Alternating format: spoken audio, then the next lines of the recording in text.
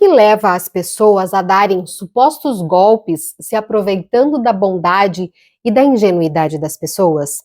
Olá, eu sou Eliane Maria e esse é o Autoconhecimento no Divã. E aqui a gente fala sobre tudo que possa nos tornar pessoas melhores.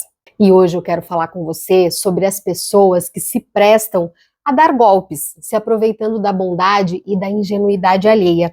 São frequentemente movidas por uma combinação de fatores psicológicos e sociais. Mas antes de entender melhor sobre isso, vamos contextualizar um pouquinho sobre os protagonistas do nosso vídeo. Eu citei esses por serem os que foram e ainda estão sendo muito bombados e muito bombardeados pelas redes sociais recentemente. Então, nós vamos começar falando da Laís Basílio. A Laís é uma jovem de 23 anos que mobilizou a comunidade brasileira na Irlanda ao afirmar que estava lutando contra um câncer de medula. Após mais de um ano arrecadando doações por meio de vaquinhas online e Pix, Laís admitiu que havia mentido sobre a doença, tendo lucrado pelo menos R$36 mil com o golpe. Outra, mais jovem ainda, é a Isabel Veloso, que é uma jovem de 18 anos que aos 15 foi diagnosticada com um linfoma de Hodgkin, acho que é isso, e chegou a anunciar que teria de 4 a 6 meses de vida. Foi em vários podcasts e fez até depoimentos de despedida para as pessoas mais próximas. Acontece que recentemente ela anunciou uma gravidez e daí desencadeou um monte de questões. Parece que o câncer não é terminal, mas sim um câncer que pode ter um tratamento paliativo e que inclusive ela está fazendo esse tratamento. Tanto que ela mudou a sua bio lá no Instagram de vivendo um câncer terminal e contando histórias para vivendo um câncer com cuidados paliativos e contando histórias.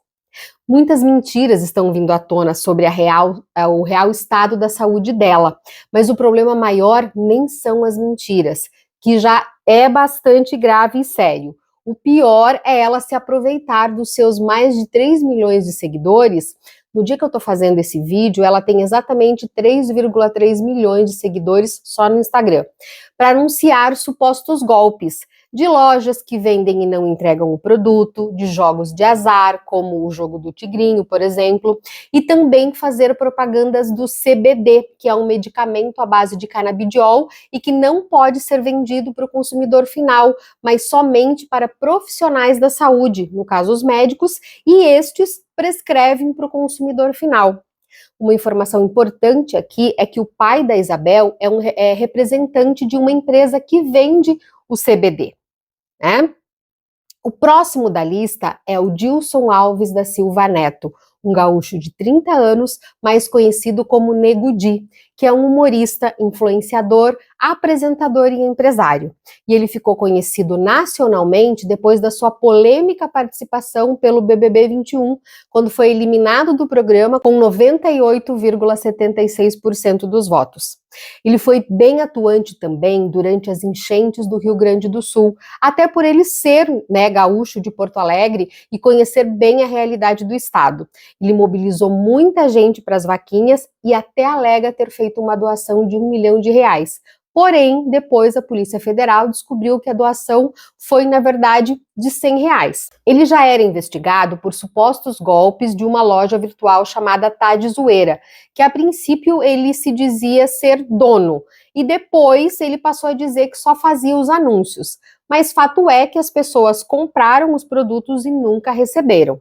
Em julho de 2024, o Nego Di e a mulher dele, Gabriela Souza, também foram alvos de uma operação do Ministério Público do Rio Grande do Sul, em Santa Catarina, que apurou a suspeita de lavagem de R$2 milhões após a promoção de rifas virtuais, que, segundo o Ministério Público, são ilegais. A mulher do influenciador foi presa em flagrante, mas na sequência ela foi solta depois de pagar uma fiança de R$14 mil.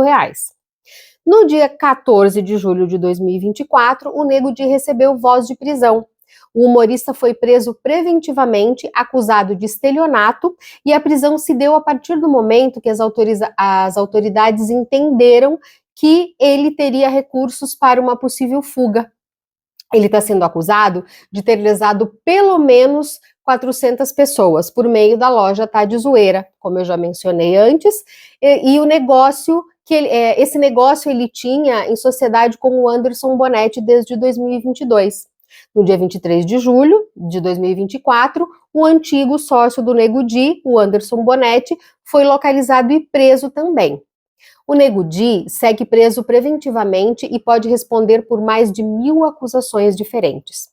E por último, mas não menos importante, são os influenciadores que divulgam os jogos de azar, entre eles o famoso jogo do tigrinho. Em comparação aos grandes influencers, eu sou uma formiguinha. Somando todas as minhas redes, eu não chego em 25 mil seguidores. E eu já recebi várias propostas para divulgar jogos. E essas propostas são bem tentadoras financeiramente. Mas é uma coisa que eu não faço, por isso ir contra todos os meus princípios. E eu já ouvi influenciador dizendo que ele não obriga ninguém a jogar, que inclusive ele avisa que é preciso ser maior, né, maior de idade, ter consciência, que pode perder dinheiro, que pode levar ao vício e que cada um é responsável pelos seus atos. Eu concordo, até a página 2. As pessoas que têm tendência ao vício não conseguem ter esse discernimento. É um distúrbio e elas vendem a mãe, os filhos, a casa e até tiram a própria vida, como já aconteceu várias vezes por terem perdido tudo e não terem mais para onde correr, por conta do jogo. Eu acompanhei o caso de uma moça, que eu não lembro o nome dela agora, que além de perder a casa onde ela morava, a mãe morava, ela fez vários empréstimos em nome da mãe, que era aposentada e tinha mais facilidade para conseguir esses empréstimos, e acabou perdendo tudo. Ela deixou uma dívida de mais de 150 mil reais para a mãe pagar e tirou a própria vida por desespero.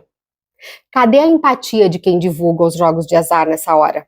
Foi com Deus, né, minha gente? Porque eles querem é saber do Pix gordo que entrou na conta deles.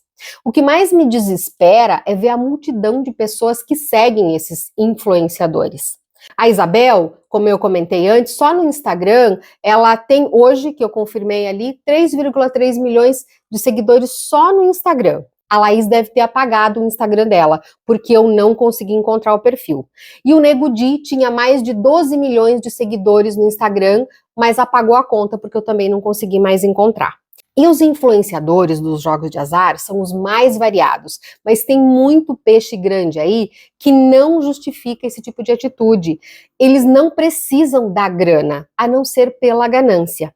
Não que em algum caso justifique, né? Isso diz muito sobre a índole e a ética de cada um. Mas quando você está com fome ou quando você está com um nome no Serasa, é uma questão de sobrevivência. E eu não estou aqui para julgar, caso façam isso pela grana, pela necessidade. Mas no caso dos gigantes, que fazem por mais grana para comprar mais um Rolex, mais uma Porsche ou algo do gênero, aí eu julgo sim, é falta de caráter. Mas vamos então entender o que pode levar as pessoas a terem esse tipo de comportamento. Número 1, ganância e desejo por ganho rápido. Muitos golpistas são impulsionados pela ganância e o desejo de obter benefícios financeiros ou materiais de maneira rápida e fácil. Eles veem os outros como meios para atingir os seus próprios objetivos, sem se importarem nem um pouco com as consequências que as vítimas vão sofrer. E aqui entra o perfil da vítima, que é bem parecido, pois só cai nesses golpes quem quer tirar algum tipo de vantagem, ganhar dinheiro rápido ou ter algum tipo de resultado milagroso. Semelhante atrai semelhante. 2. A ausência de empatia. A falta de empatia é uma característica comum entre pessoas que enganam os outros. Elas não conseguem ou não querem entender ou se importar com os sentimentos e o sofrimento das suas vítimas. Essa ausência de empatia permite que elas manipulem e explorem os outros sem nenhum remorso. E aqui a vítima cai muitas vezes por ser cética e não acreditar que aquele influenciador tão querido e tão bonzinho pode fazer algum mal para ela. O terceiro caso é o caso dos narcisistas e as pessoas que têm um sentimento de superioridade. Alguns golpistas têm traços narcisistas acreditando que merecem mais do que os outros e que são superiores. Eles veem a exploração dos outros como sendo justificada ou até mesmo como um sinal da sua própria inteligência e habilidade. E as vítimas aqui geralmente têm dificuldade de perceber a manipulação ou reconhecer quando estão sendo manipuladas emocionalmente ou psicologicamente. Golpistas habilidosos podem e exploram essas fraquezas com muita maestria. A quarta é a necessidade de controle e poder. Aplicar golpes pode dar à pessoa uma sensação de controle e poder sobre os outros. Manipular alguém e fazer com que a pessoa acredite em algo falso pode ser uma forma de alimentar um desejo de dominação. E as vítimas aqui podem ser pessoas que estão passando por momentos difíceis, como um luto, um divórcio, problemas financeiros, solidão, e estão mais vulneráveis. Golpistas muitas vezes se aproveitam dessas emoções, oferecendo conforto ou soluções que parecem atraentes em momentos de fragilidade. E aí as pessoas vão lá, se sentem acolhidas e caem. O quinto perfil é o histórico de trauma ou de desconfiança. Algumas pessoas que aplicam golpes podem ter um histórico de traumas ou desconfiança de relações passadas com os outros. Elas podem ter aprendido a ver o mundo como um lugar hostil, onde precisam enganar para sobreviver. Isso não justifica o seu comportamento, mas pode ajudar a entender a sua motivação. E a vítima aqui pode ser aquela pessoa que confia e acredita cegamente na bondade dos outros. Elas podem não suspeitar de más intenções e, por isso, são mais fáceis de manipular. O sexto perfil é da pressão social e a influência de grupos. E aqui a gente fala de alguns casos. Em alguns casos, as pessoas são atraídas para golpes devido à pressão social ou à pressão de um grupo para fazer parte, especialmente em contextos onde a frase é normalizada ou até encorajada. Elas podem começar a aplicar golpes como uma forma de se encaixar ou prosperar em determinados ambientes. E as presas fáceis para esses golpistas aqui, são aqueles que têm uma necessidade forte de pertencer a um grupo ou de serem aceitos por esses grupos. O desejo de se encaixar, de pertencer a determinados grupos sociais, pode fazer essas pessoas ignorar os sinais de alerta. O sétimo perfil é a falta de consequências legais ou morais, ou seja, a certeza da impunidade. A percepção de que não haverá consequências sérias pode encorajar as pessoas a aplicar golpes. Se uma pessoa acredita que pode escapar impune ou que as penalidades não são severas, ela pode estar mais disposta a se envolver nesse tipo de comportamento. E aqui as presas fáceis são os idosos e os jovens. Idosos muitas vezes são alvos de golpistas devido à percepção destes golpistas de que os idosos podem ser menos atentos a fraudes modernas, como golpes online, ou devido à confiança e educação que eles tiveram em tempos diferentes, quando fraudes eram menos comuns e menos sofisticadas. E os jovens por não terem conhecimento das consequências legais. O oitavo perfil são os distúrbios de personalidade. Em alguns casos, esses distúrbios, como a psicopatia ou o transtorno de personalidade antissocial, podem estar presentes. Pessoas com esses distúrbios ignoram as normas sociais e os direitos dos outros, focando apenas nos seus próprios interesses. O nono perfil é a ambição desenfreada. Uma ambição exagerada, sem considerar os meios éticos para alcançá-la, pode levar uma pessoa a enganar os outros. Nesse caso, o fim justifica os meios, e qualquer ato é válido se ajudar a alcançar o objetivo desejado. E o décimo perfil é a racionalização. Muitas vezes os golpistas racionalizam suas ações, se convencendo de que suas vítimas merecem ser enganadas, ou que elas próprias precisam mais dos recursos que estão obtendo de maneira fraudulenta. E aqui entra novamente aquela vítima que está buscando uma solução rápida e milagrosa. Embora qualquer pessoa possa cair em um golpe, aquelas pessoas que possuem uma combinação das características que eu citei nesse vídeo têm uma maior propensão. A conscientização, a educação sobre fraudes e a manutenção de uma atitude cética e vigilante são essenciais para reduzir o risco de ser enganado.